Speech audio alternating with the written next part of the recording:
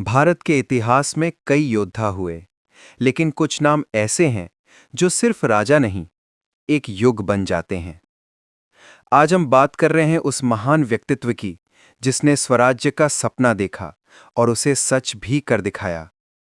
उस वीर की जिसने अन्याय को चुनौती दी और अत्याचार के हर स्वरूप को मिटाने का संकल्प लिया। उस नायक की जिसकी तलवार से निकली हर चमक दुश्मनों के दिलों में तूफान खड़ा कर देती थी। उनका नाम छत्रपति शिवाजी महाराज। सन 1630, शिवनेरी का किला और एक बालक का जन्म जिसे आने वाला भारत हमेशा याद रखने वाला था। माता जिजाऊ ने बचपन से ही उसे सत्य, साहस और धर्म की शिक्षा दी। वे कहती थीं, अन्याय सहना भी पाप है, हमेशा सही के लिए खड़े रहो। इन शब्दों ने शिवाजी के मन में स्वराज्य का बीज बो दिया। बचपन से ही वे किलों, हथियारों और रणनीतियों में गहरी रुचि रखते थे।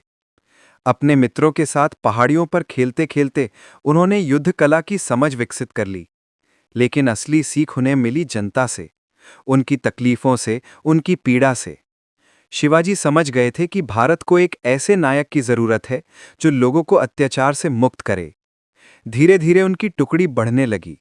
युवाओं का एक समूह, जिन्हें बाद में मावड़े कहा गया, शिवाजी के लिए प्राण देने तक तैयार था। इन मावड़ियों के साथ शिवाजी ने स्वराज की पहली ईंट रखी। दमन, अत्याचार और डर, इन सबको तोड़कर उन्होंने अपनी पहचान बनाई। शिवाजी महाराज का असली हथियार था उनकी रणनीति। दुश्मन के आकार से नहीं, उसकी कमजोरियों से लड़ना, यही उनकी युद्ध नीति थी। उन्होंने विकसित की गनीनी कावा, गुरिल्ला युद्ध कला। इसमें सेना हवा की तरह आती, वार करती और पलक झपकते गायब हो जाती थी। ये शैली इतनी प्रभावी थी कि बड़े बड़े साम्राज्य इससे हिल उठे। शिवाजी महाराज ने किलों को अपनी शक्ति बना लिया। हिंदुस्तान में जितने किले उनके शासन में आए, उतने किसी और राजा के पास नहीं थे।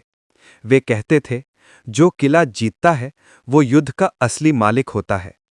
हर किला उनकी मेहनत, उनकी दूरदर्शिता और उनके साहस का प्रतीक था। लेकिन शिवाजी महाराज केवल महान योद्धा ही नहीं, एक आदर्श राजा भी थे। उन्होंने कर वसूली को न्यायपूर्ण बनाया ताकि जनता पर कोई बोझ न पड़े। उनकी सेना जनता की रक्षा करती थी, ना कि जनता को डराती थी। वे किसी भी महिला, बच्चे या निहत्थे व्यक्ति पर आक्रमण को पाप मानते थे। उनकी नीति स्पष्ट थी, स्वराज्य जनता के लिए है, जनता पर नहीं। धर्म, जाति या भाषा, उन्होंने किसी भी तरह का भेदभाव नहीं किया। उनके दरबार में हर समुदाय, हर वर्ग के लोग सम्मान पाते थे। वे कहते थे, मनुष्य का मूल्य उसकी कर्मशीलता में है, जन्म में नहीं। शायद इसी वजह से शिवाजी महाराज सिर्फ महाराष्ट्र के नहीं, पूरे भारत के राजा माने जाते हैं।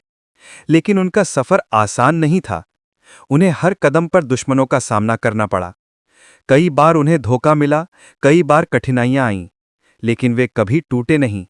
हर संघर्ष ने उन्हें और मजबूत बनाया। 1674 का साल, जब रायगढ़ किले पर इतिहास ने एक नया अध्याय लिखा। शिवाजी महाराज का राज्याभिषेक हुआ और वे छत्रपति घोषित किए गए। ये दिन केवल एक राजा के राज्याभिषेक का दिन नहीं था, ये स्वाभिमान के पुनर्जन्म का दिन था। सदियों बाद भारत को वो मिला था जिसे वो खो चुका था, स्वराज्य। उनके राज्याभिषेक के बाद राष्ट्र की भावना बदलने लगी। लोग समझने लगे कि स्वतंत्रता एक अधिकार है, कोई दान नहीं।